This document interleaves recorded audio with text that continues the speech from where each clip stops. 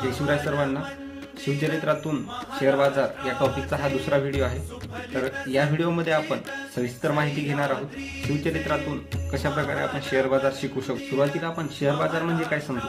Share बाजार म्हणजे सार्वजनिक कंपन्यांचे एक खरेदी किंवा विक्री करण्याचे केंद्रीकृत ठिकाण आहे. यात आपल्याला डीमॅट खाते किंवा ट्रेडिंग खाते खोलून सेबीने मान्यता प्राप्त ब्रोकर मार्फत गुंतवणूक करता येते. यात आपल्याला कंपनीचे भाग विक्री किंवा खरेदी करून तोटा किंवा नफा मिळतो. इन्व्हेस्टिंग आणि ट्रेडिंगमध्ये फंडामेंटल आणि टेक्निकल हे नॉलेज असणे खूप महत्त्वाचे आहे.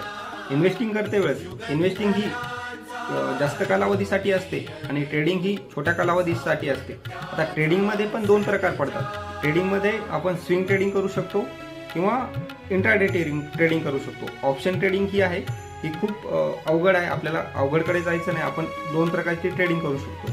तर इन्व्हेस्टिंग आणि स्विंग